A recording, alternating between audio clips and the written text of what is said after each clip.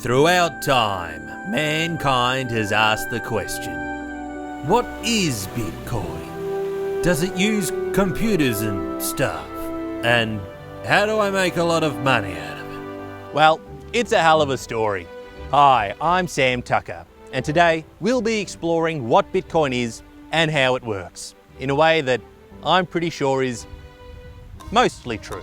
The story begins back in 2008, a simpler time of global panic and financial crises.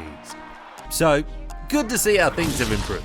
The banks had put all of your money on red and lost it.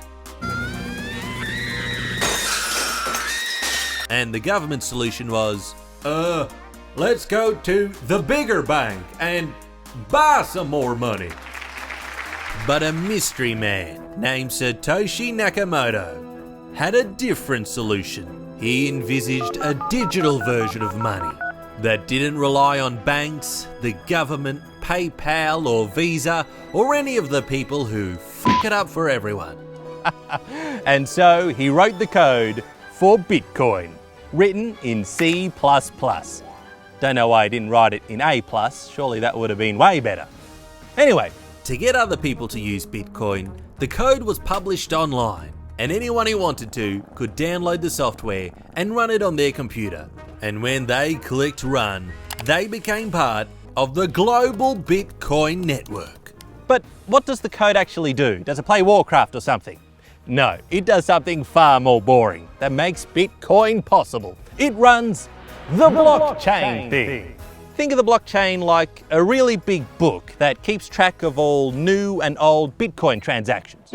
A really big book, like the Harry Potter series, except instead of being filled with magic and wonder, instead it says exciting things like, oh, Ron gave Harry $20, and then Harry gave Hermione $1.20, and then Hagrid bought some wizard amphetamine off the black market. What are you looking at? Oh, yes, I should mention that this ledger is public. Everyone on the network has a copy of Harry Potter and the financial transactions. And the reason it has to be public is for security. I mean, just imagine this crazy scenario where some random person comes along later and tries to change the story. And they say, oh no, actually, Hermione gave me $1.20 because she's totally gay for me and wanted to touch my knobby. That was an awful thing to say.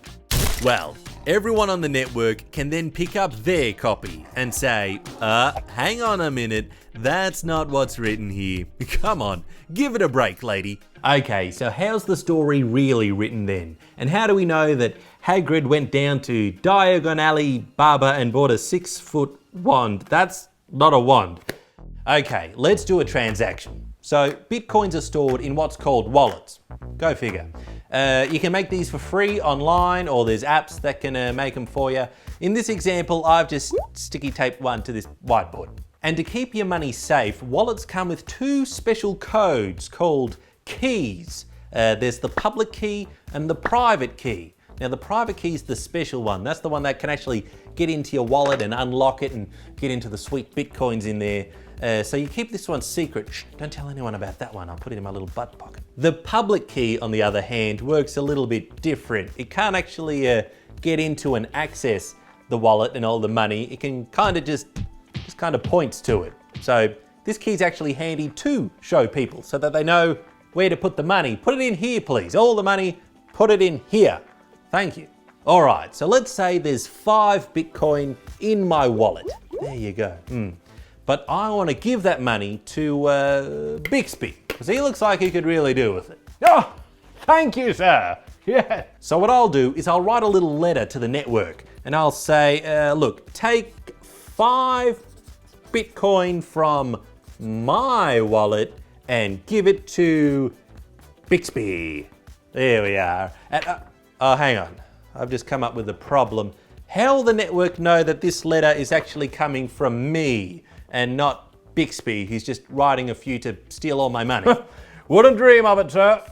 Yes. Okay, so what I've got to do is somehow prove to the network that I do have the private key, the key that does have special access to the wallet, without actually showing the network the key, because then well, they'll be able to steal all my money as well. Oh gosh.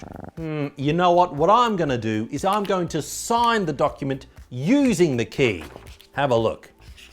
Oh, it's out of ink. That's all right. Come on, private key. There we go. Beautiful. Okay, so what I've done there is I've shown the network that I have the key without actually showing them the key. It's a red key, red writing. It's like having a sparkly pen. They don't need to see the pen itself, they just need to see the sparkly writing to know that I have a sparkly pen. Okay, then I'm gonna send this message off to the network and then they can do the final step necessary to make this transaction part of that big Bitcoin ledger book Harry Potter series.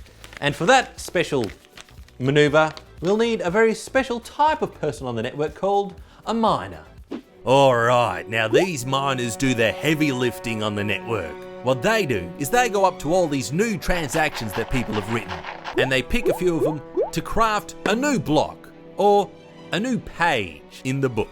But before they can add it to the book, to make sure everything's above board, they'll have to solve a little puzzle first. Oh, and this puzzle ain't no super simple 1x1 Rubik's Cube. Solved it! No, this is like some interdimensional super Sudoku that's based on the page of transactions you just picked and calculated on the transactions that were in the last page, which was calculated using the one before that, all the way to the very beginning of the blockchain. And do you know what each copy of the blockchain starts with? It starts with Satoshi Nakamoto saying, "I give myself 50 Bitcoin." Well, that's a very convenient starting point. Anyway, needless to say, this algorithm is very complex and takes a lot of computing power to solve. Sort of like the YouTube algorithm.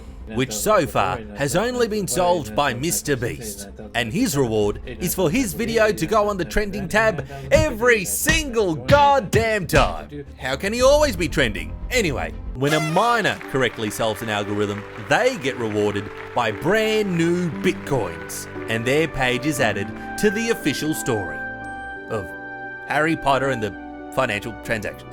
And that is what Bitcoin is. Basically what everything is nowadays. Just computers talking to each other. Yep, that makes me really hot.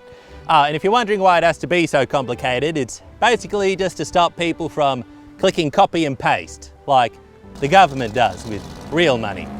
Yeah, but it is good to know that after 12 years of development, Bitcoin is now in version 0. 0.21.0. So it's still technically in beta. Maybe don't put all of your money into it. Subscribe today. I say, buckle your seatbelt.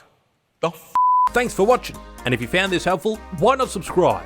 And let me know what you would like explained next. Oh. Punk it down. It's out of ink. The Bitcoin, sometimes it's a little slow, so you gotta really shake the key to get it going. You don't look menacing at all, but not at all. And that is what Bitcoin is. No more questions.